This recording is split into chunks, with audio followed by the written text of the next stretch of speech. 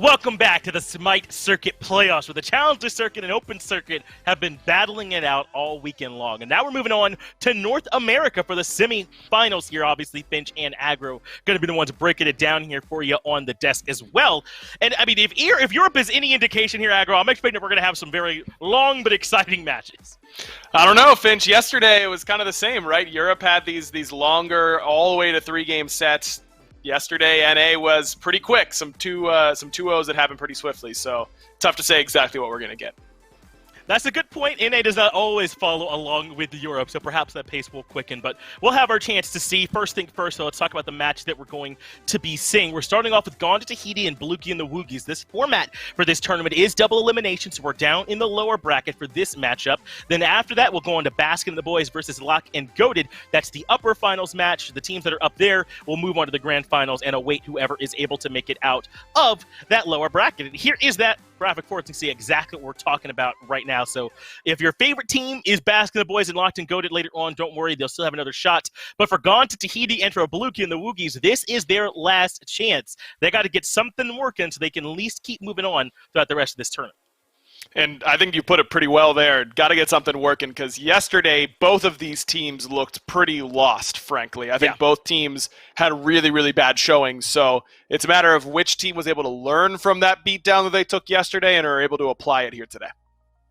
I think that's going to be the case here, too. And we could talk about Bloogy and the Woogys first because they've got some veteran experience on this team that I think that should be able to pull them out of it. I'm not just talking about Aquarius, obviously, who's been in the SPL plenty of times here before now, but even Crimson, who was a part of the most successful console team I can think of in recent memory, certainly one of the best mid laners that was there, if not the very best. Those two, I think, have got to be the anchors for this roster if they're going to be able to turn it around.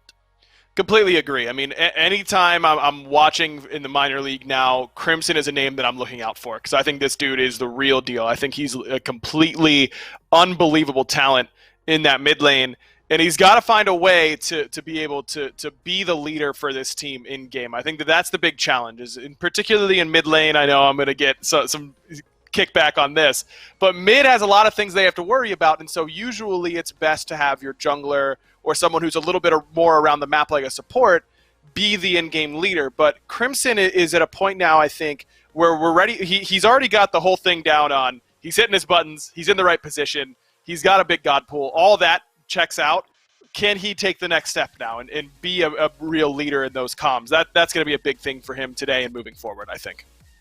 I agree. Got to be willing, I think, sometimes to step up into a bigger role in situations like this where your team just needs a W, and hopefully that can be the case for him. His work will be cut out for him, though, because across the way on the other side, he's got to deal with Sops and the rest of the boys on the Gone to Tahiti roster, and that's not going to make things very easy for them. The only problem with that, though, is that Sops, I think, had some struggles yesterday when he ended up having to line up against Baskin. They're going to need something better for him today if they're going to be able to win. Sops has been around long enough that I definitely agree with you that it's time to expect a little bit more than what we saw yesterday. And we know that he's been a little bit inconsistent in his career, and he's got a pretty high end whenever he can get the ball rolling. So it's certainly not an impossibility by any stretch, but it's not like he gets an easy matchup today. Obviously, Crimson doesn't have the track record that Baskin has. Very few do, but Crim is a really strong competitor in his own right, so I think that's going to be a matchup to keep an eye on, no doubt. It is going to be a big one. He's not the only big name that's on this squad as well. And not just that, but looking to make a bounce back. Mando Warrior getting the double solo kills against him when he was up against that Nike in the solo lane, I believe, yesterday as well. We expect more from him. What about Mollusk on this roster, who we talk about how dominant his early games can sometimes be? This Gone to Tahiti roster has talented players that need to do a little bit more than we saw from them yesterday if they're going to find the win. And remember, this is the open circuit representative, if I'm not mistaken, so it is kind of a high bar, I think, that we're putting them to, but their players have been around for a long time. I think that expectation is reasonable. Exactly. These guys aren't rookies by any stretch. I mean, these guys have been around. I mean, Panda Turtle on the other side in the jungle, maybe you feel like, okay, he hasn't been around quite as long in the competitive scene, but certainly been around in the ranked scene for a long time. I think he has played at least a little bit competitive before. So I think that yesterday was not necessarily indicative of the skill level of both of these teams, and I'm excited to see what they're going to do today. They're going to have to bounce back here and now. We already covered it. There aren't going to be any additional chances. Let's get into those picks and bans for game number 1 here between Tahiti and Bloogy and the Woogys. In that first pick position will be Bloogy and the Woogys. But, Aggro, I'm expecting some different stuff here. This has not been what I would have normally expected valued. We've been seeing a lot of Nemesis this weekend for some weird reason. Lots of Scylla has been getting locked in. These warriors have been really high value, and lots of sustain-based compositions as well with the Camazotz Hercules and Aphrodite type picks. What are you predicting will be getting valued here?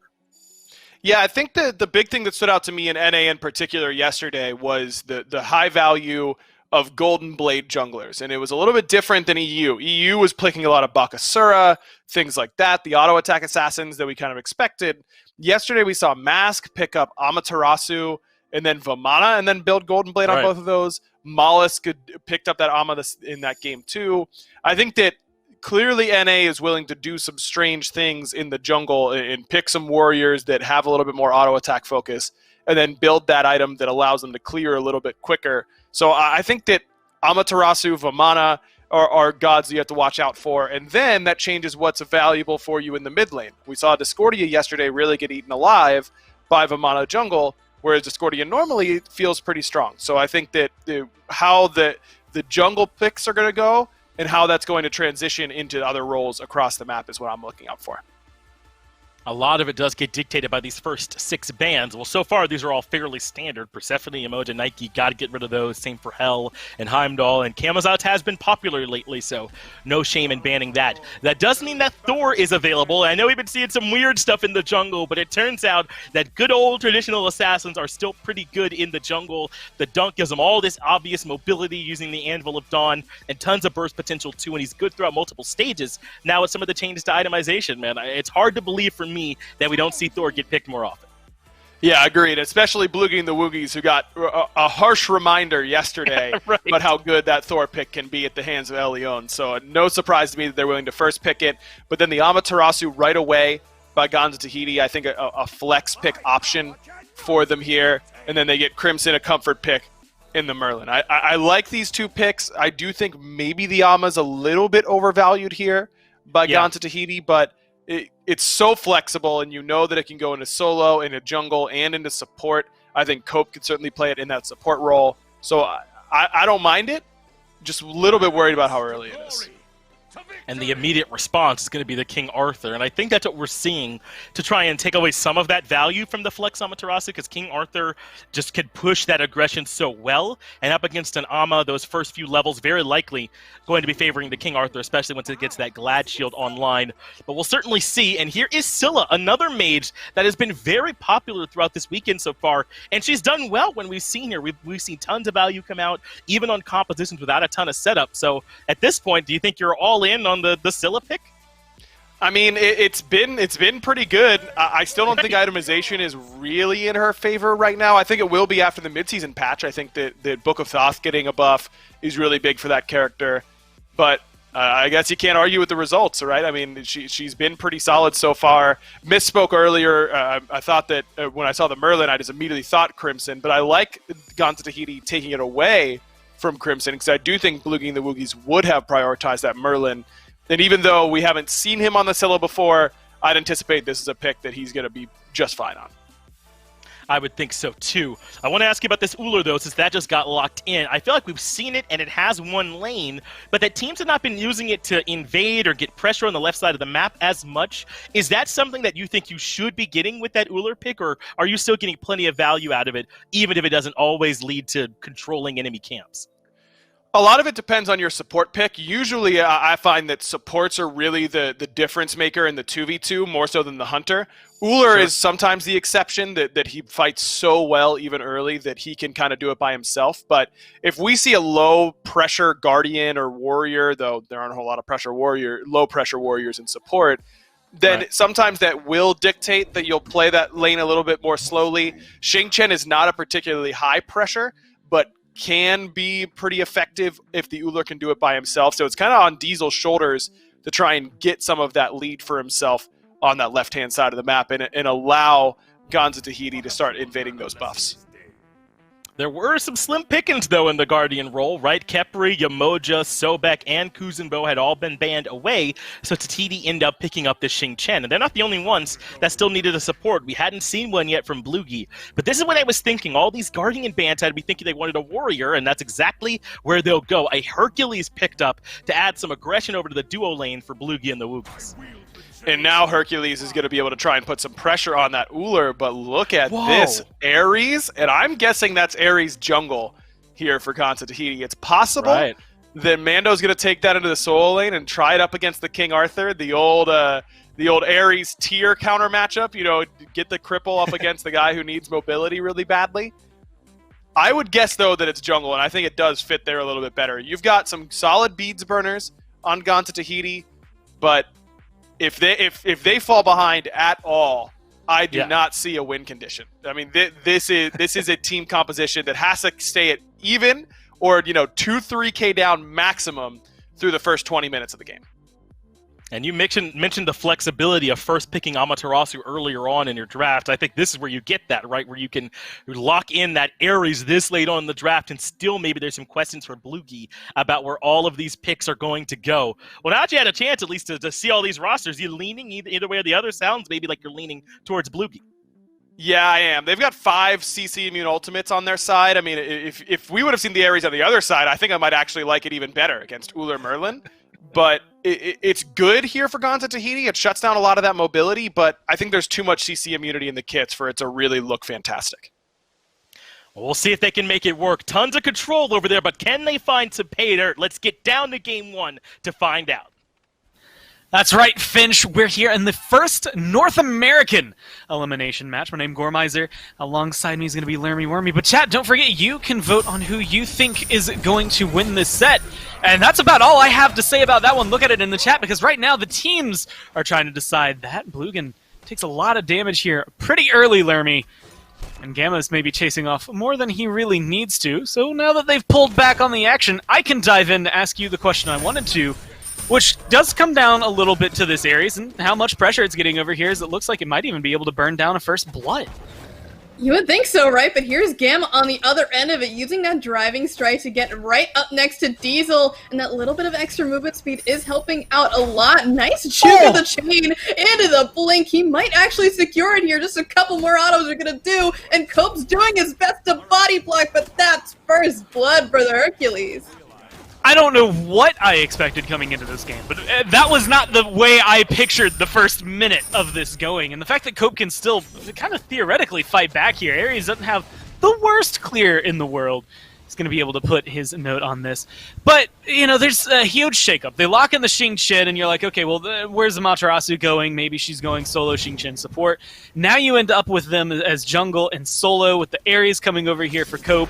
And I want to ask you a question, but these guys will not give me the time of day. Cope, unfortunately, looking to get locked down here. As Panda's going to get aggressive. A couple more hits are all they need, but they just don't quite have the damage from Blugan and Panda to lock that down. Doesn't matter, though. Gamma over here is looking to lock up Mollusk and the rest in CC. So now, how do you feel about Amaterasu in the jungle? Now that there's a little bit of a gap and break. Yeah, Amaterasu in the jungle is a really interesting case, because we're only really seeing her now that Golden Blade is good. And honestly, I think that it's a fine pick. I don't think it's better than a classical jungler like we've seen with Thor. I think trying out something new, something weird, something different is good sometimes, but when it comes down to it, the fundamentals of SMITE have been the same for a very long time, and Thor's kind of always been there, man. He's been sitting in a very good spot recently, at least. And so now that Panda Turtle's on this god versus the weird things we saw yesterday, like the Erlang Shen, honestly, this is a much better look for him. Yeah, I will always really like having the high mobility, high damage assassin that's on my team that's able to come through. A lot of CC that Thor brings to the table as well, so pretty solid god, I think, through and through. And so far it's been helpful in getting a little bit of aggression out of the team. But they went from kind of the opposite, 100 to 0 incredibly fast here. A lot of aggression over there in the duo lane that has since stopped. And that kind of begs the question, you've got Hercules. We've seen that in the Pro League. We've seen it in the Challenger Circuit. A lot of the teams want to be aggressive with this. Gamma has been playing it to the note. But with the Ares on the other side, are you expecting Diesel and Cope to try and match that aggression? That was a thought process maybe, but a nice knockup and a nicer beads there by Diesel will keep him safe. But now that the Uller has no beads for a long period of time, and this Thor is quickly approaching level 5, that means Diesel is about to be in a ton of danger here if they're not watching out around that Gold Fury area. You know, Aggro had mentioned how Ares isn't going to do incredibly well because there's a lot of CC immune ults on the side of Bloogy and the Woogys. I think there's still a lot of CC that Bloogy and the Woogys have that can capitalize on that, even if they don't have the Ares themselves. That's kind of where Diesel's going to be feeling this the most. And once again, Blink knock-up push right back into Bloogan. Not going to be able to lock him down, but Panda Turtle's in the area. He's going to be coming around. The shots are going to be good from Diesel. And while he is going to get taken down, he's going to be able to find at least one in return. Cope's a little low, but I think with this rotation in from Mollusk, it's going to be enough to slow it down. Might even be able to turn it around. Bloogan's low. The shots are starting to hit in favor of Bloogy. They're going to be able to find it. He takes over to level 5, jumps into the tower line, and again, trades out his life there as Bloogan. As they come through, Cope able to pick up one for himself, and it feels like they just have all of their lives thrown into reckless abandon as they just get aggressive there. I don't hate that trait though, Gore. I think that both ADCs fell there and you took down the enemy jungler. So in my book, that's a win. The jungler now is set further behind, especially at this pivotal point in the game where Thor is now hit level 5. That ultimate is going to be used across the map to help out his squad, and you can see here they're already posturing around this blue buff to make something happen. Mando is the only one in the area to try and make something work. Well, lucky for Mando, he's going to be just outside that I'm a monster, but it's not going to be enough with any follow-up damage or CC to be able to lock him down. Aquarius goes too deep and pays for it. Mollusk with a good rotation gets the kill there. Now, looking to try and lock down Panda Turtle. Gamma's not going to get the knock-up, and it seems like everyone's going to run away from this one. Sops gets a little bit of a pluck there towards the tail end of it. But Bloogy and the Woogys aren't backing off still. I mean, yeah, you've just lost your Thor. Panda Turtle's out of this fight as of right now. So they're finally going to call it back. It just feels like they have no warrant in their life. They do not care if they die if it means they're able to get something out of it. And so far, it's been enabling them to be moderately successful. Hey man, this is North America. In Europe, they like to play their game slow and methodical, and unfortunately for Gamma, playing the opposite way is what's going to net him the ability to fall down there. And so Cope, indeed, now is 2 levels up, so maybe this counter aggression is working like you were suggesting. We haven't really seen any support be able to match the aggression of the Hercules, so maybe the answer is the meta's answer. Well, so far, unable to lock down anybody else on the side of Gone to Tahiti, and now so once again, I feel like Mollusk kind of leading the way alongside Cope, which, by the way, Cope, you know, for a support to be the same level as multiple members on his team is doing a phenomenal job, but it's going to be Panda Turtle, it's going to be Gamma blinking forward, trying to lock down Mollusk, but they're taking the fight on 2 fronts, splitting up the aggression between Mollusk and Cope, so they don't have enough to take down any individual target, and all they get out of that is some of those mid-camps, but they want this aggression. I haven't felt this presence from a team all day, realistically. They just do not want to stop fighting. We're just too used to the EU side of things where it tends to go a little bit slower than this, but everyone here in NA is happy to fight, and honestly, I was surprised that Cope didn't throw out the ultimate there with everyone gathered around the mid tower, but as you can see, it's all about this purple buff invade, but with everyone coming through that top side, it looks like Bloogy and the Woogys have got to back out, or else they might be in trouble here, but while we are hopefully slowing down for a second here, I think I want to go back to this Ares for a second, because we talked about it a lot so far. But I'm honestly expecting this to be huge when it comes down to the team fighting side of things. There's so many ways to be able to burn these beads, especially with the ultimate from Mando Warrior. He's going to be able to really get some beads off the carries, especially if they're playing as aggressive here as Mollusk is jumping on Bloogan.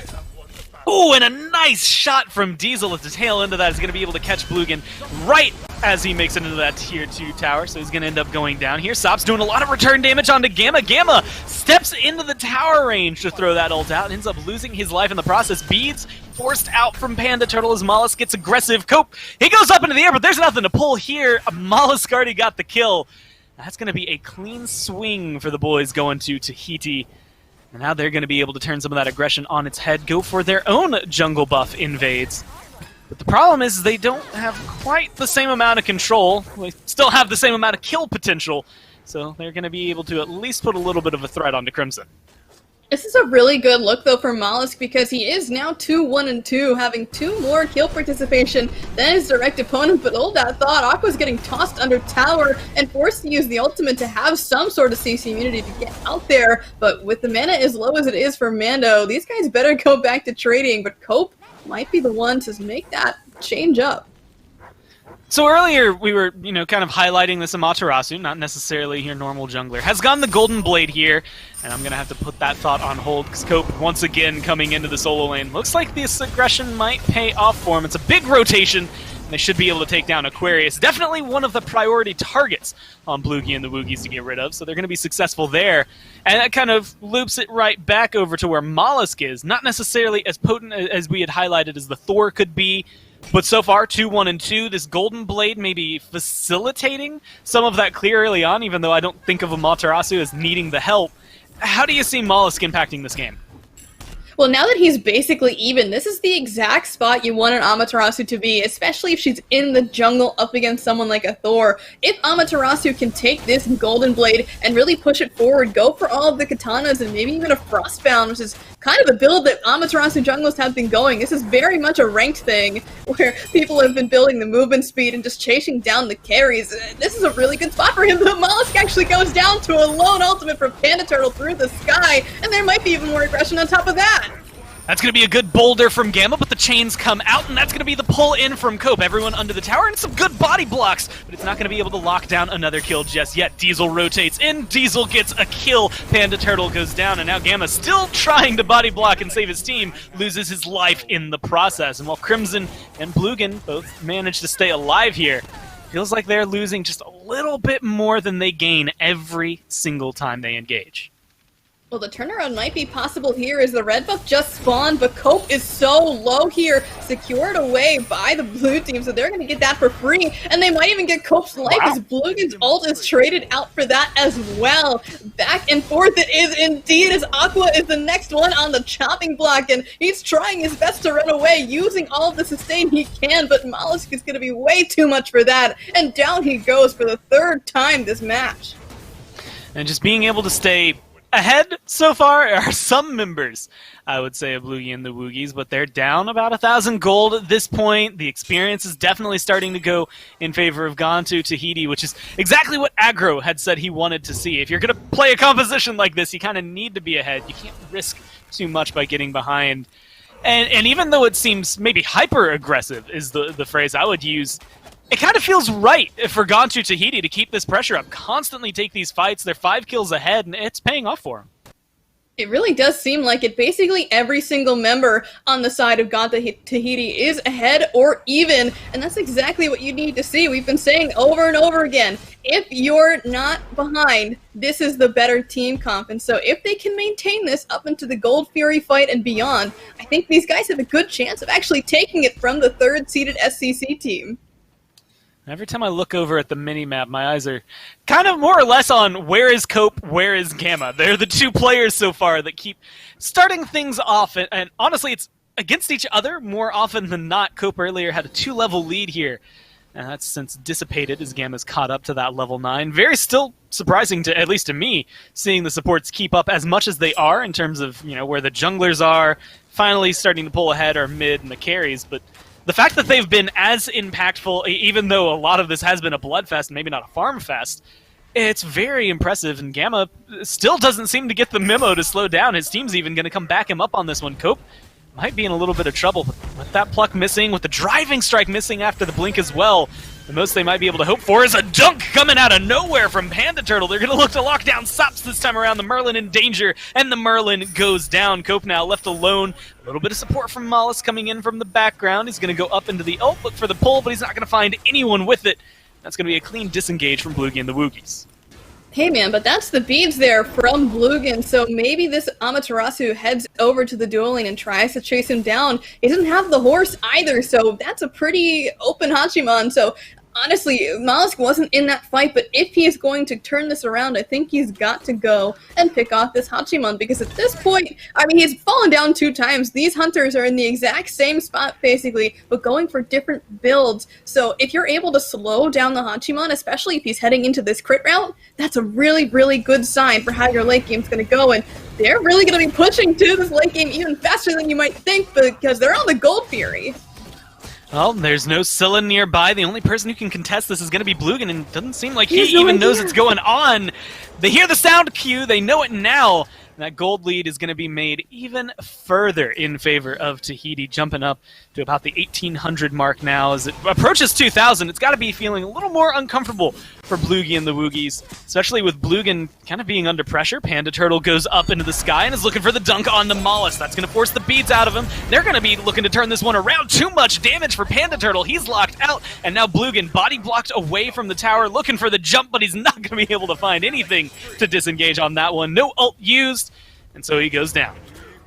Hey man, I called it. As soon as Mollusk made that rotation after finishing off the Gold Fury, Bloogan was dead. It was just a bonus there. The Panda Turtle showed up and got smacked immediately back down, and not only do they get those kills, not only do they get the Gold Fury, they grab the Tier 1 tower on the left-hand side at 14 minutes. This is looking so good for the SOC team. Now Gamma is looking to try and pull anything back that he can, but he's taking too much damage. I mean, that's a 5-level, now 4-level deficit between him and the Uller that Diesel is piloting here, so it's a little risky to get as aggressive as this Hercules is trying to. And this is something that we've seen, I want to say, very successful overall. We've seen it today, I believe, as well as, you know, in the Pro League. Abundant is Hercules' support and how much aggression it can bring to your lane. But when you look at the way the tower health is going, there's no Tier 1 tower over in the long lane for Bloogy and the Woogys. And gone to Tahiti's Tier 1 over there looks like it hasn't even been touched. Aquarius, though, is the next one to receive this aggressive treatment from Cope, and he's relatively healthy. He's sitting at half health, but with Miles showing up, it might just be over for him, but he does use the ultimate to get away, and here comes the Goon Squad to back him up. That's going to be a dunk into the back line on the Mollusk from Panda Turtle, but that's going to be the spin to win. Pluck back coming down from Mando. Still looking for the kill onto Aquarius. They've invested a lot into this solo laner, and he's walking out alive, but it looks like Gamma's going to be a little bit too deep. Luckily, he's Hercules, so he's walking away from that one. A 5-man rotation from Gon to Tahiti. Now they're in the Fire Giant pit, of all things. And they're going to start it up. We're 15, almost 16 minutes into the game. They're looking for a bait here. Crimson, they can get rid of him. That's the biggest amount of secure. They switch onto the Pyromancer. They're going to be looking for a little bit of aggression. They lose Cope. Mando is going to be too low, so he loses his life as well. They walk away with the objective. That plus that Gold Fury is going to be successful. But my eyes are on Bloogan, who's starting to push down to Tier 2. Everyone's making their way over, but I can't highlight it enough. That Pyromancer was not worth it for Gone to Tahiti. That tower on the left-hand side, plus the 2 kills that Bloogy and the Woogys picked up, puts them in a relatively good spot. You can see how, even though it seems to be back and forth on both ends, they're finally able to get within striking distance, it seems, because these fights are more even than you might think. Even though people seem to be getting deleted, it's really they're expending all of their cooldowns on someone like Aquarius, and then everyone else comes through, and there's nothing they can do. I mean, a lot of this aggression that's coming out, it maybe is going to showcase even more. Early game kills are great, but when your, respawn timer is 20 seconds or less, you're back into the game pretty quickly as we go further into the game. And granted, it's only 17 minutes now, even though we've had, 22 kills that have come through. Ooh. You're going to start seeing these respawn timers be a little bit more impactful. And Panda Turtle maybe going to be the first one to find out about that. Not going to get pulled in by Cope, and neither is Crimson. They're going to back off. But Bloogan is maybe a little bit too deep. Goes in onto Diesel, and now up into the sky goes Panda Turtle, looking for a dunk, but he's just out of range from finding anybody with the stun. He's going to look for the damage, but it's turned all onto him. Sops with a huge turnaround onto that one. Finds Panda, helps find Bloogan, gets themselves 2 kills. And while Cope might be kind of swimming in the ocean with the rest of Bloogy and the Woogys, I don't think he's that worried about it, especially with Mando Warriors positioning. It seems like they're still willing to fight. He's got to be careful, though. He's got no ultimate to his name, and all he can really do is chain the opposition, so up in the sky he goes, and Aqua's going to help push him back and finally finish him off. Unfortunate, though, that Mando was just a little bit too late to help down his support. but honestly, I'd trade my support for both the enemy jungler and ADC any day of the week. You thought that Thor was infallible, but now this Amaterasu has hit her stride. 6, 2, and 3, level 17, 3 levels up. She's really a danger at this point. Man, and Aquarius would like, I would say maybe 3 minutes of time to himself where he's just not getting assaulted by Gontu Tahiti. This time, it's happening in the long lane, but it's still happening to him. It's the same 2 players as well. Diesel making the rotation over this time is going to be able to get the last hit there. And Gamma's just a little bit too late to the party. Can't do much as a lone Hercules, but Panda Turtle's here for the support. Looking for Diesel, goes in for the dunk, but the jump is going to be too fast for him. And Gamma is just not going to be able to have the support he needs here in order to find a kill. In fact, Cope is back into the engagement, and they're going to be looking to try and turn this one around as much as they can. A good wall from Panda. Looks like they'll make it out of here this time, but Bloogy and the Woogys, they don't give you a lot of downtime between the last engage and the next engage. It really doesn't seem like it, because we're back here again, starting up yet another engagement up on this Primal Fury, and Cope's gotta be careful, because in relative senses, he's behind, but speaking of someone who's once again going to be taken down, it's Gamma for Mollusk on the rampage. Just melted down in place. A good stun coming down from Mollusk to make sure that one goes the way it is. But Crimson's in the area. I'm a Monster is there, so they're going to have to drop this Primal Fury for fear of it getting stolen away, and it's still low enough. The Bloogy and the Woogys are going to try and pick it up, see if they can bait either the fight or the Fury. No matter what, they'll be happy. Aquarius going to get aggressive, but he's pulled back into the crew. Now, pulled into one spot is exactly one member of Bloogy and the Woogys. Aquarius still goes down, but he pays for it with his life. As Panda Turtle finds the hammer through the wall. Up into the air goes the Thor. He's looking for the dunk. Gontu Tahiti confirmed themselves that Primal Fury, and they get a double kill there. They eliminate 2 members of Bloogy and the Woogys. They lose 2 members in the process here as Panda Turtle is looking to just run away from Mollusk. Both virtually no mana, but a little bit more health in favor of Mollusk. Luckily, that hammer is just enough to get him on out of there. Yeah, I was gonna say, with the movement speed aura on top of the boots and double katana, that man is zooming right at your face, and you're not able to do a whole lot about it, but thank goodness there that Panda Turtle had enough for the hammer. But speaking of the jungler for Bloogy and the Woogys, that was a huge play on him. He almost got 3 kills around that Gold Fury to at least try and neutralize what had happened there, and honestly, the fact that he got that hammer kill over the wall onto Cope, that was super impressive. His awareness in these fights has been really good, but the issue is the accuracy on the ults. It feels like time and time again we've been seeing Panda Turtle so close to doing something really great, but he just misses. Yeah, whether it's maybe just a few feet off or unfortunately maybe not quite in range when he started the ult. There have been moments where he's just a little short from being able to make that massive play that would turn things over in their favor. And honestly, I think they've done, as you highlighted, a great job of shutting down, people like Cope. 3-level deficit there for that support player. Sops has been able to get a lot of damage down, and Gamma maybe hasn't been having the best game so far as he tries to take away that Pyromancer. Isn't quite able to get it. Tahiti, you're able to confirm that one. But unfortunately, it's the 9-2-3 now. Amaterasu that's just running the show, even still causing a lot of trouble over here. Aquarius just can't catch a break. And Mollusk is going to make that 9 turn into a 10. Panda Turtle goes in deep. They lose the tier 1 tower, and it's looking like the damage is going to be good. The pull from Cope, not even necessary at this point, as Diesel's able to close out that one. That's 2 members down for Bloogy and the Woogys. Gamma just playing distraction at this point, and it seems like Gontu Tahiti notice it, and they turn their eyes back towards the tier 2 tower. They're definitely tanky enough at this point where they can just walk up to this tower and take it if they want, but their eyes are set on this fire giant, which means they can't let Gamma go without a fight, and they've pinged him out here, so they at least know he's in the vicinity, but it's going to be up to Mando to keep him at bay.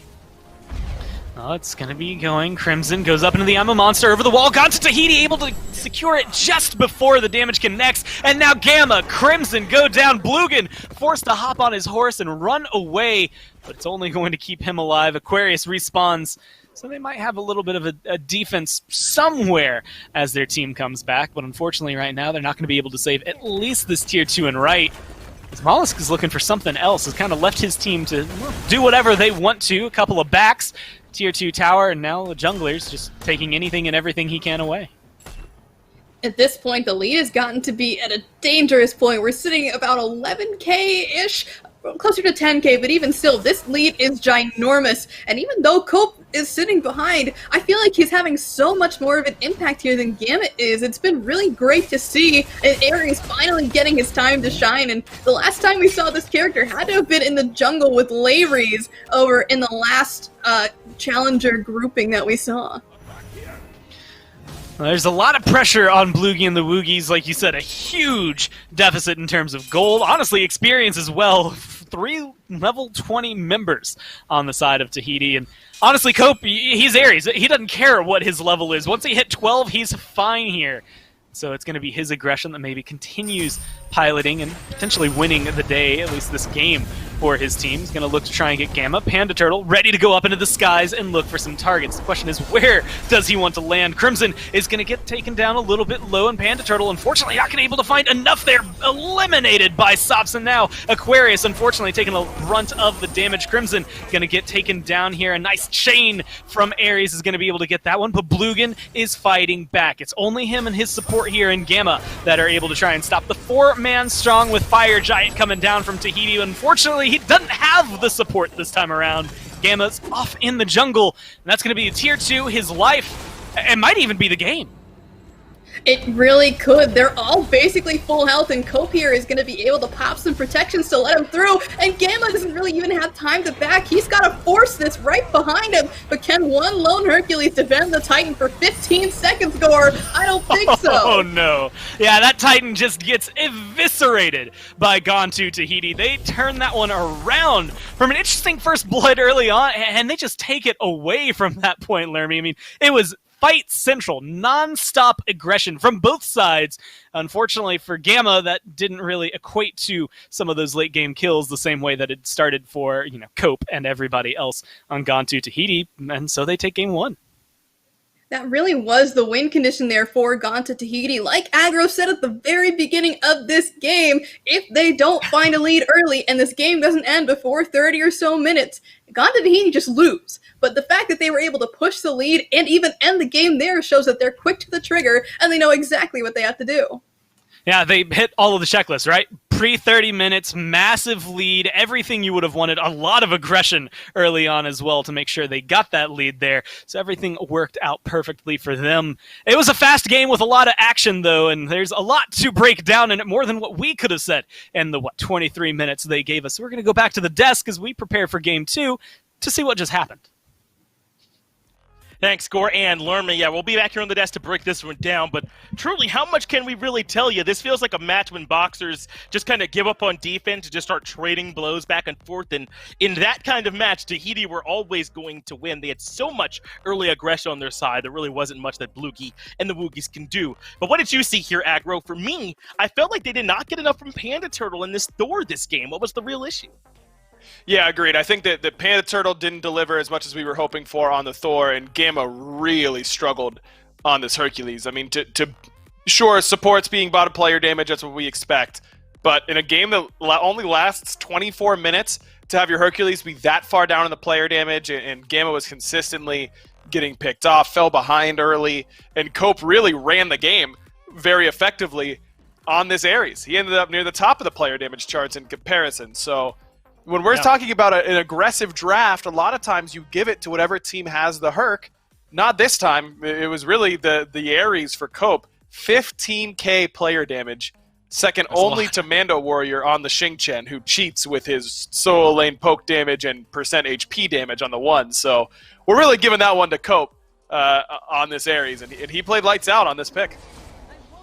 He did, and the one that was sort of facilitating all of this was Mollusk in the jungle for him, using this Amaterasu to move around the map with all of her great mobility, and he was impactful everywhere. We just saw him impacting solo. Here's him coming back over, and I believe finding the double kill over near duo lane, doing essentially whatever it is that he felt like doing, it felt like on the map this time. And Mollusk was not the primary source of damage in a lot of these clips. He's getting tons of help from Diesel, from Cope, as you highlighted, from Sops as well, too. This is a team effort from Gontu Tahiti to overwhelm Bloogy and the Woogys here in this first game.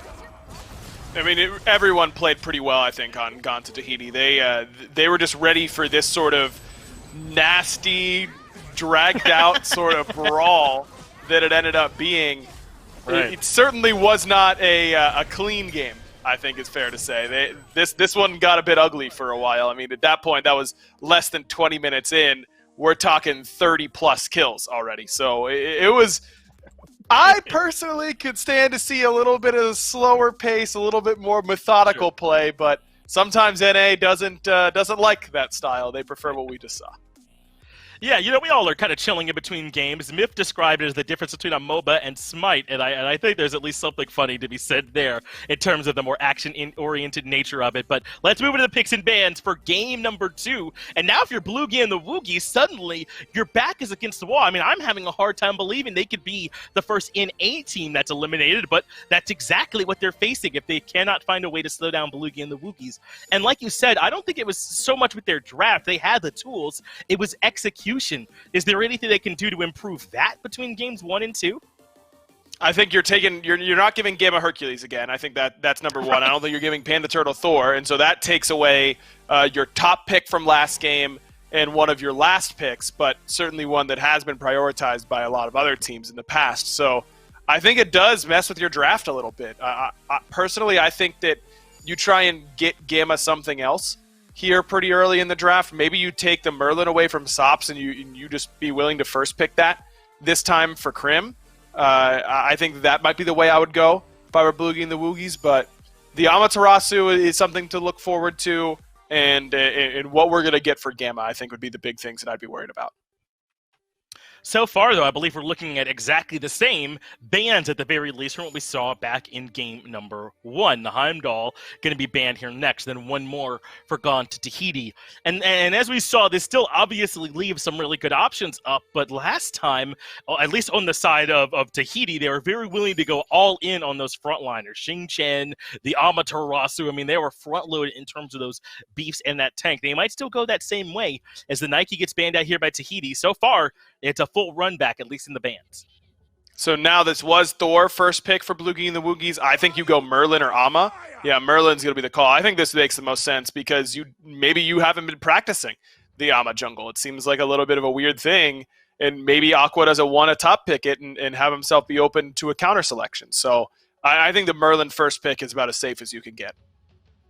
So now the question becomes for Tahiti, do they want to take some of those same picks that were passed up at the Amaterasu? And it looks like that is the case. They snap it up immediately right away. And this is just as flexible here for Tahiti as it would have been otherwise for them. If they want to try and take it over into solo, that's an option, or jungle, or maybe even support. I'm sure we've seen the likes of PBM do that at his level. And it will be the Uller. This was for Diesel on the side of Tahiti, so he'll be running this one back here again, and he was putting out plenty of damage. No reason why he shouldn't be comfortable going back to this pick one more time. Yeah, if you're going to have another absolute bloodbath, Uller's literally the best pick you could ever have in that, because he's always going to have CC ready for you, and it's not an ultimate dependent character. So I think the Uller is smart. A little surprised to see Bloogy and the Woogys go back to the Thor, but I think there is something to be said. I mean, if you've been practicing this pick and you really think it's good, and your jungler says, "Hey, I just had an off game. I can turn it around and do better," you can't tell him no. You know what I mean? That's just going to put his confidence in the basement. So I think that's a smart pick right there for him. The Xing Chen is interesting. This is likely for Gamma. I can't imagine that's going to go to Aqua, try and do what Mando did last game, who really loves his Guardians in solo. That doesn't really feel like as much of Aqua's pace. And this is a god that I think we've seen Gamma play before. So I kind of like the direction that they've gone.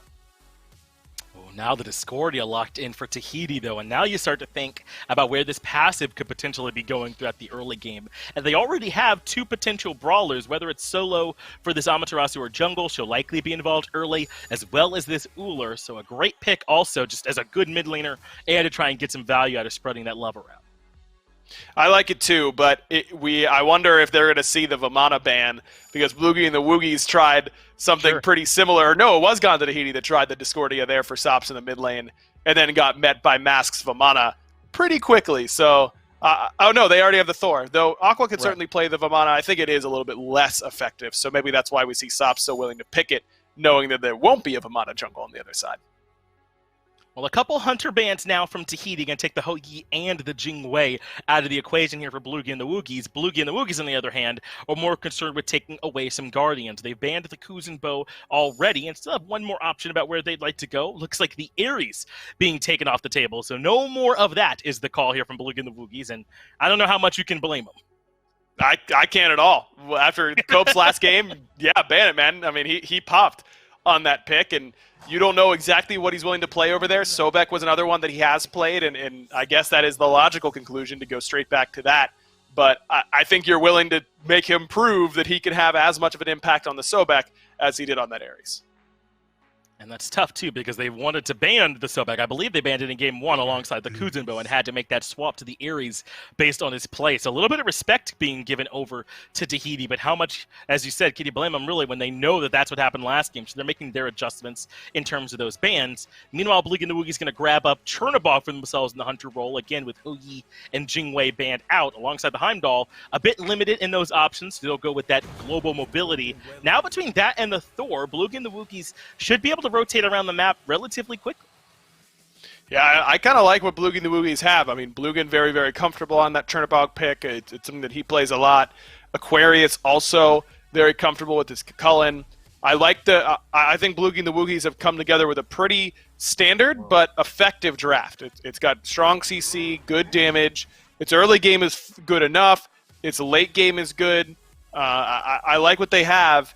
And now you see the Geb pick. I'm almost positive that's for Mando Warrior. I bet you it'll be Sobek support, give Cope the more aggressive selection, and Mando gets to play his Guardians as he prefers in that solo lane. And now this whole game, really, for me, starts to revolve around how effective can Aquarius be on this Kakullen? Can he pressure out Mando Warrior? Can he invade blue buffs by himself? Can he get onto enemy back camps? How big of an impact can he make before Mando is able to match it on the Geb? Yeah, and I don't think there's anyone at the beginning of the game when they hit level 5 that's going to be more impactful than Panda Turtle. The opportunities are there, I feel like, for Bloogy and the Wookiees this time, based on this draft for Gone to Tahiti. So they have no choice, it feels like to me, but to execute it. Their backs are up against the wall, and they put themselves in this spot with this composition as well. So now they're actually moving down to the battleground. There's nothing left but how they push the buttons. Game number 2 could be the decider as we go down to the action. That's right, it's do or die here in game number 2. Bloogy and the Woogys are looking to potentially get eliminated here if Gone to Tahiti can do what their EU counterpart have done and push themselves forward in the bracket. Bloogy and the Woogys potentially going home, but Panda Turtle is looking to run it back here on Thor. But I would be more afraid of, Lermy, in this case at least, the fact that the Mollusk is running back the Amaterasu, maybe one of the most impactful picks we got to see last game. It's the same sort of question, though. If they are able to find a lead before 30 minutes that isn't greater than that 5 or so K that was talked about on the desk before, it is another good look for Mollusk on this Amaterasu, especially considering the performance he had last game. But my bigger concern is that Mando is now on a character that doesn't have a lot of pressure, so there's probably going to be a lot of targeting onto his blue buff, which means that this dual lane is going to get left mostly alone. It's Game 2, Aquarius's Revenge is the subtitle I expect to see out of this one. I mean, so many times we went over to the solo lane, we saw Aquarius getting pressured out. Right now, they're looking to put that pressure on the Sops. That's going to be first blood here for Panda Turtle as they find a nice spin to win, and they just turn this on its head. Crimson showcasing, one, the Merlin that Aggro wanted to see out of him in Game 1, but also what Sops was able to do with this Merlin last game. That costs them a red buff, and like you said, maybe a little bit more aggression coming out. It's going to take a little while for this Amaterasu to step up. This Geb, it's going to take the entire game before we really get to see him do anything that might scream solo laner. Most of the time, he's just going to be a Guardian. A lot of pressure onto Cope, onto Sops, I would even say, to make sure that this early game can be as aggressive as it was last time for him to get that lead. I mean, you always think of Sobek as a very aggressive pick, but compared to Ares, he's nothing in terms of the aggression that you'd see out of that character. So the fact that Cope didn't actually go back to the Ares is kind of disappointing for me, but I can see the value in picking up the Sobek. It's great setup, especially for Diesel over here in the solo lane. Not the solo lane, sorry, the dual lane, but over in the mid as well. Being able to have a target plucked straight at your Discordia Apple, who wouldn't love that? I mean, it's definitely going to be solid setup, and ideally it's going to lead to very few misses from Sops and from Diesel as well. I mean, I can't imagine how rough it... That's not true. I can imagine it because I've been on the receiving end of it several times. When you get plucked right into an axe from an Uller, the CC chain is enough to lock you down. And right now it's going to be Tahiti trying to get aggressive for the purple buff, plucking Gamma away. And this just looks like they're trying to strip away farm, but Diesel's pretty low here. Blugan wants to get aggressive, so does Gamma. They're going to be jumping in. It's going to be a good stun from Diesel to try and peel it, but the tick damage is there. All it needs is one more hit, but a beautiful pluck and peel from Cope. It's not going to make the difference, though. Over the wall is what Bluegin's going to be able to find there as they find themselves a 3-0 lead to start this one off. This is not a good sign here for Gone to Tahiti. Their check marks are slowly being erased by Bloogy and the Woogys as there's 3 kills now for this SCC roster up against their SOC counterparts. And this is honestly looking like the total opposite of game number 1, where all these kills are just going towards this aggression from Bloogy and the Woogys. And they at least, I want to say, are fighting back in a lot of these moments. They recognize where some of their CC can be used, much like Sops just showcases there. But unfortunately, it's still costing them pretty much everything else that they can find. Red buff going into one way. It seems like purple buff as well going on the side of Bloogy and the Woogys. So a lot more aggressive this time around. And it's not being met with the equal aggressiveness that they had last time from Tahiti. And, you know, you had mentioned how Geb is not maybe going to be able to keep up here. But do you think it's just all of their picks? Do every single one of these matches, essentially from last game, slowed down just because of what they have around them on the side of Tahiti? It really depends which part of the map you're looking at, because if you're talking about duo, those 2 characters are incredibly aggressive, but if you're looking at the jungle solo combination, there is a pretty big issue there, especially because Mollusk has yet to hit level 5 yet, and that just goes to show you that Panda Turtle showing up in the mid lane, putting down Sops and taking away both those red buffs, really put the hurt on for this Amaterasu, and if she can't get back into this, it's going to be a big issue. And so basically, what I'm trying to say is this Geb pick really is surprising me, because at this point it's basically screwing them over. All right, now it's just the question of where they can get aggressive. Unfortunately for them, Tahiti don't get to choose. It's the aggression coming to them. Bloogy and the Woogys invading in the blue buff once again. You had highlighted this is going to be something that realistically should be commonplace throughout this game. It's definitely going to end up hurting Mando a lot throughout all of this, and it looks like they might want to hurt Mando a lot coming out of all of this. They're hanging around this tier 1 tower. It's still 5 minutes into the game. That tower's still going to chunk you just too much to warrant jumping under it, so they're going to call it back and hold on to it. But now you're starting to see, I think, Mollusk feel more comfortable, and this is maybe where things started to pick up the most, is Mollusk coming in and kind of being the saving grace. I mean, he was, what, 10-2, 11-2 by the end of the game, so he was a huge impact for Gone to Tahiti. Mollusk coming through on the back end side of this red buff invade. They've got to really pick and choose their fight, and with the Bloogy coming in, I think that means it's now.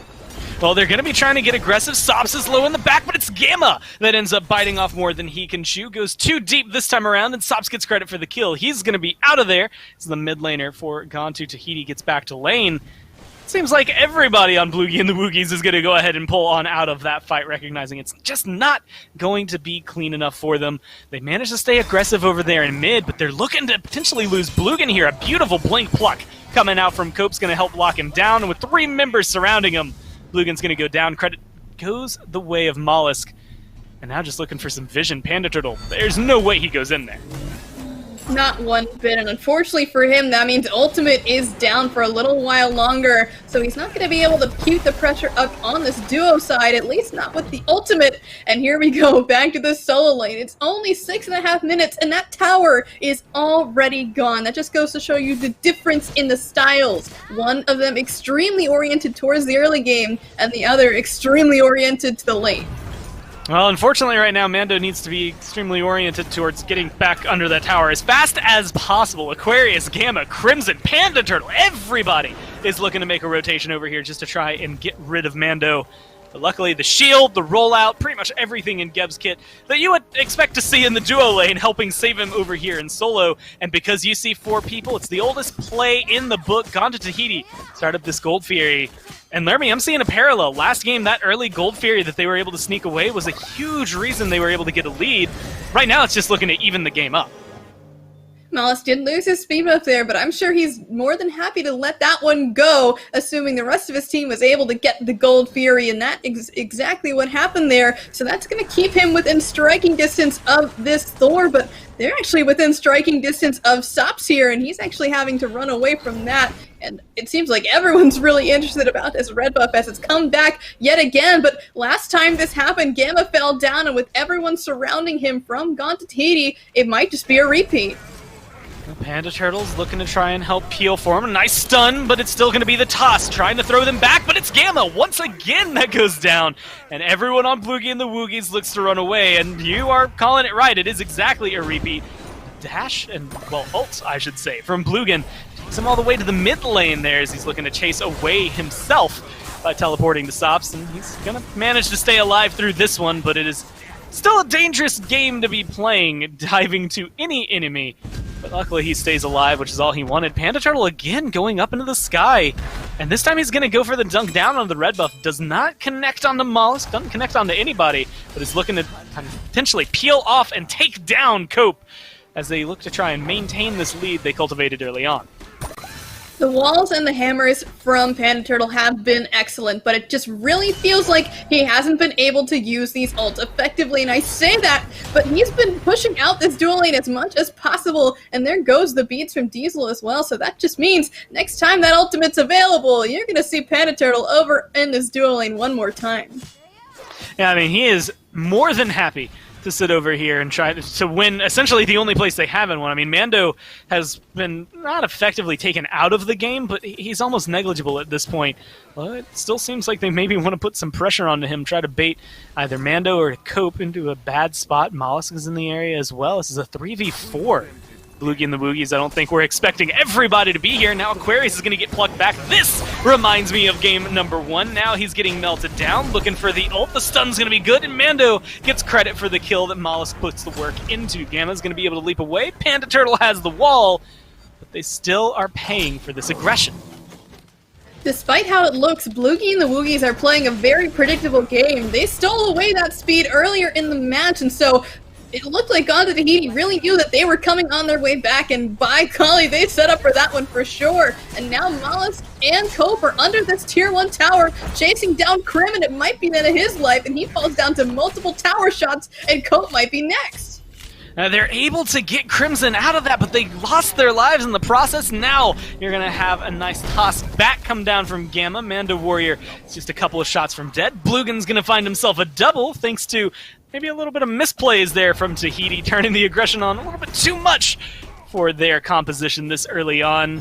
And now we're in an interesting spot. The gold lead that was very heavily in favor of Bloogy and the Woogys has now been turned to 300. The aggression is all there. Diesel is just trying to run away. Thor once again off the mark from Panda Turtle, but hey, he gets the double tap, he gets the spin, but he's not going to get the kill. Diesel turns that one around with the help of Sops. Now he's going to jump over the wall. Bloogan is one hit away from dead, and it looks like Mollusk and Cope want to capitalize on this one. Aquarius doing whatever he can at this point just to stay alive, because Bloogy and the Woogys, every time they get aggressive, it's just been turned right back around on them. Like I said, predictable. They see this Uller push up so far. It means Panda Turtle's up into the sky, and now that they know that that's happening, they made the game plan around that. It's Bloogan saying, okay man, this guy's been on the red buff, let's do something about it. And Diesel said, yeah, we knew you were going to do something about it, and look what happened. They're able to turn everything on its head when Bloogy and the Woogys thinks it's about to be going so right. Well, 14 kills here in 11 minutes, so I think they have technically slowed it down a little bit. It's still going to be aggression, at least that's the name of the game that these two play. Gamma's going to go down off screen, now it's going to be Cope looking to lock down Crimson. Panda Turtle is going to get, well, just barely out of there. A good hammer keeps him alive when it looked like he was gone, but it's still going to cost them a tier 1 tower here in mid. Gone to Tahiti have not only taken the reins back, they've taken a pretty substantial lead for a 12-minute game. 2,000 is just about the breaking point here, and we're nearly there too, because once they get this lead and the Gold Fury's back up, it's going to be easy pickings for them if they're able to just maintain it. You saw how aggressive they were onto Crimson, and unfortunately for Bloogy and the Woogys, there just isn't enough peel in the world to keep a Sobek, Amaterasu, and a Geb off of them. Yeah, it's going to take a lot of CC to try and slow that down, or a lot of CC immunity that you just don't have.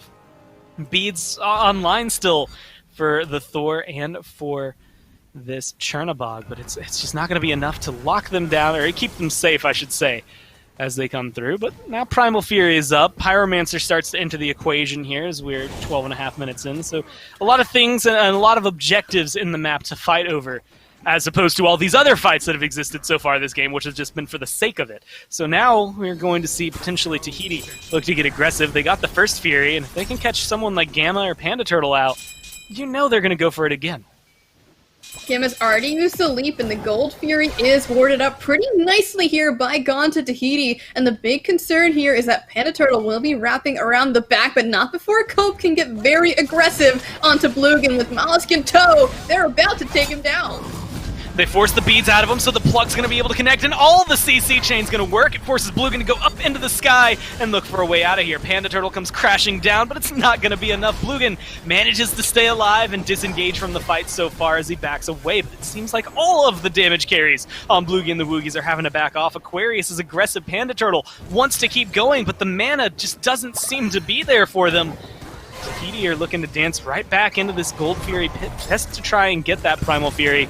They might even consider turning this one right back around. Aquarius chases a little bit too deep. If you get a pluck here, it's going to be solid. The wall helps block that one off, but he's still low health. One good hit from Mollusk here will end his life, and it's going to be Mando once again with the blink forward. He's able to lock that one down. Now Panda Turtle low, Bloogan pretty low considering, and it's him and Crimson of all people that are in the fight and in the foreground. Eliminated is the mid laner for Bloogie and the Woogys.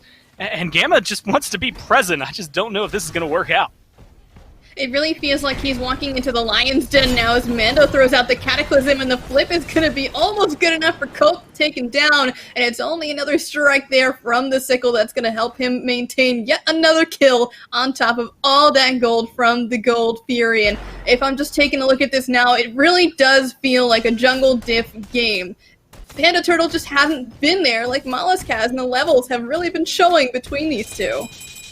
I mean, it feels like the exact same conversation we were having last game, and you know, it goes kind of to what Aggro had said on the desk, where if Panda Turtle says, hey, gimme Thor, I just had a bad game, you don't want to shake his confidence. You don't want to be the one that tells him no and you know, make him end up playing maybe even worse on a different assassin, but then you come in here, yeah, it's 2-1-0, but, I mean, how many times have we seen a missed Thor ult between these two games? Way too many for one player to have, especially in a set here.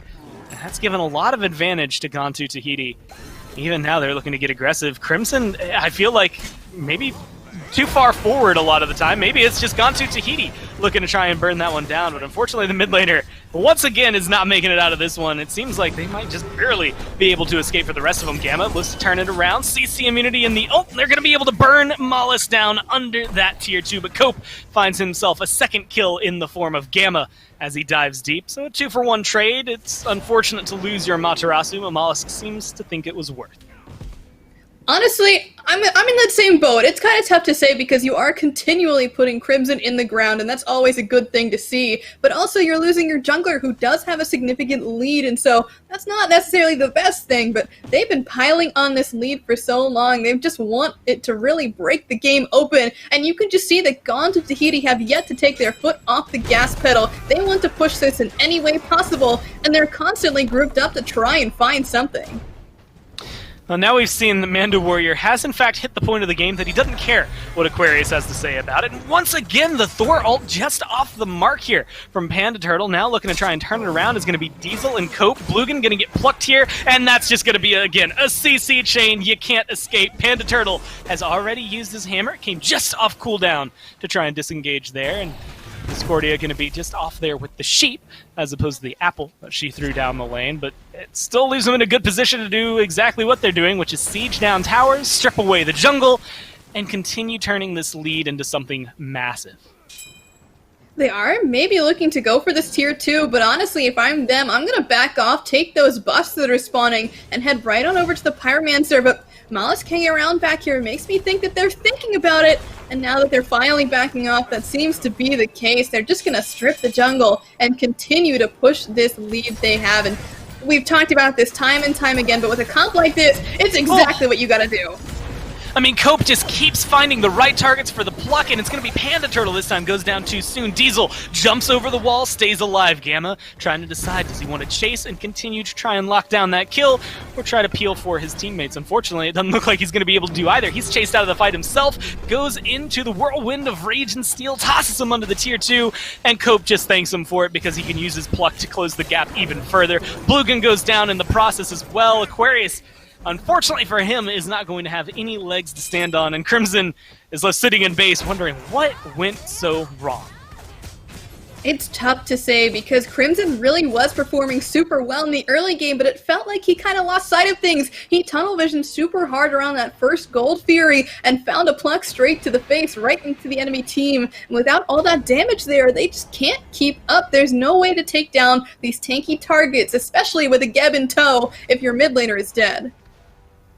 Well, at this point, early on last game, we had seen Gone to Tahiti start up a Fire Giant. Now they're going to delay it 3 minutes from there. 18 minutes is not too far-fetched, and because of the split, there's not much Bloogy and the Woogys can do about it. They're going to be looking to defeat their tier 1, or tier 2, I should say, here in mid.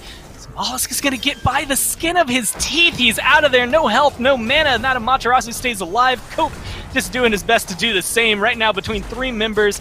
Good dash, but Panda Turtle's going to continue following, and now he's with the rest of his team. Yeah, he might ult, but he gets the Geb Shield, they get the Fire Giant, they get the Pyromancer, they get everything they wanted and more there. Mollusk didn't even fall down in that fight. He came so incredibly close, and Crimson actually blinked in there to try and get the last in-hand he needed, but Mollusk, too quick, was able to slip away there. And now with a Fire Giant in tow and only 3 towers left, this is going to be disastrous for Bloogy and the Woogys if they can't find a defense somewhere. Now they're going to have to start bouncing back. Do you think a tier 2 defense is something that's actually viable for them, or is this feeling like something you have to find under a Phoenix at this point? It really depends how split up Gone to Tahiti are, because they do have a solid defense if they're able to throw it down. They've got a Merlin in tow, and they've got Gamma to set him up, but also, I need to see Panda Turtle hit some of these ultimates, man. He's so good, but when you can't hit the ultimate on a character, you're eliminating 1 out of your 4 abilities that just do nothing. Yeah, it's pretty unfortunate for Bloogy and the Woogys. They just maybe haven't had that extra bit of CC. It's also unfortunate, I'm just now realizing, for Gone to Tahiti, there's still a tier 1 tower over there in solo, so I don't know if I expect to see anybody be jumping under a Phoenix just yet, even with Fire Giant. It seems like they might have to call this one back, pull it back, and that's still a good chunk of change that can go into their pockets that's on the map. Since they took that Oni Fury, they've got these waves pushing down. It's forcing Bloogy and the Woogys all across the map. It feels like there's just no way to defend this right now. This tier 2 is going down for sure, but I like the idea for the counter pressure on this tier 1 tower. At least they're getting something for it, right? But maybe it's not even going to be fast enough. They probably have to back here because they see them over by that tower, and they know that, okay, it's going to take them a solid amount of time to back, so we can just push this while they're off doing who knows what. Oh, Gamma's going to get plucked right into him, and that's just going to be too much damage to handle. Shin Shin goes down. Gamma finds himself in the ground. Panda Turtle going to be able to dunk deep, but once again, not stunning anybody this time around. He's bursted through. Manages to stay alive so far as Cope's looking to get deep. Crimson goes down. Bloogy's able to turn around 1. But it's only the 1 kill onto the support from Gone to Tahiti. And guess what? They still have another. Mando playing the Geb is going to be immensely helpful for these sieges. And because of that, they're able to get this right-hand Phoenix. They get themselves a couple of kills, and they get on out of there. I mean, that was a huge turn of events there. The fact that they only lost their support after getting 3 towers, a Gold Fury, and a Phoenix. I mean, this is almost just GG at this point. There's not a whole lot that really anyone on Bloogy and the Woogys can do at this point unless Gone to Tahiti make a huge mistake. And they could choose to defend this next Fire Giant, but the issue there is if they get picked out at any point, which, by the way, it's really easy for a Sobek to do that, that's the end. That's it. That's the SCC team out of the tournament and the SOC team moving on. It's something we got to see in Europe, which already felt like it was going to be a rare event, but maybe being able to see it happen twice, let alone in 1 day, is going to be impressive. What I think is fun, if you cover up the slash lines, and I told you someone on this team for Gone to Tahiti was 7-3-10, especially after the first game, you'd think it was Mollusk, maybe it'd give some credit to Diesel or Sops. It's Cope of all people right now, who has just been so impactful for this team, finding himself a lot of kills in the process as well. I think showcasing ever more why the Ares ban came out. You have to target this guy and slow him down. Unfortunately, it does look like they're poised to go for another Phoenix. How do you see this one going for Bloogy and the Woogys? Exactly like that. Pluck in there is going to start us off there, and hopefully not another missed Thorald, so he actually hits someone there, but Malice takes down Crimson. And unfortunately, that's all that Panda Turtle is going to be able to do is lock down for just a second. Immediately is going to get CC'd and turned around. Aquarius going to get a 4-man knockup. Beautiful in any other instance, but unfortunately, he's taken too much damage to stay around this time. Cope taking a lot of damage in the process, but if you're looking for the checklist, Bloogy, he's on out of there. Now you can all collapse in onto Gamma if you want. This left-hand Phoenix looks appetizing. Everyone's low on Gone to Tahiti, but you've only got 2 tanks to try and stop this one. They're going to look to move into the base, trying to figure out how they want to get aggressive here. Teleport up for Mando so he can back heal and get right back into the fight thanks to a ward. It looks like they're going to collapse in onto Gamma here. Get rid of 1 tank makes this one a lot easier. Mando back in the fight. Gamma now out of the fight. And it looks like the mid Phoenix is going to be the next one. Fire minions here on right, regular minions over there in left. Crimson, well, he comes up, he goes down. Panda Turtle doing his best to try and reflect this one as long as he can. Diesel getting completely zoned out here, and this Phoenix is about to go down, but there's fire minions charging into this base sooner versus later, and they have to back up and deal with that, so that it's the 3rd Phoenix down. Fire Giant is available, and it's basically free for Gone to Tahiti. They're going to back and heal up. A lot of low mana, definitely low health bars there for Gone to Tahiti. 16, almost 17,000 gold, let's go ahead and call it. As well as, well, 3, almost 4 members level 20 compared to no one, just 1 member, correct me. That is going to be Bloogan at level 18, 2 levels down still from the highest on Gone to Tahiti. So they have a lot of catching up to do to try and reflect this one. When it comes to Fire Giant, you said this is free. Is there any way for Bloogy and the Woogys to defend here, or is it all base talk now? It is everything has to happen inside the Order side boundary. There's no shot they can get up here and defend this. Everyone's too far split up now, and this Fire Giant is basically done. And honestly, they need a miracle right now to defend this base, because with the Titan at 75% HP, one good fight around there, one nice Cataclysm followed up by any ultimate really from anyone else is going to be ending the game, so they need to be prepared for it, and they need to be back now.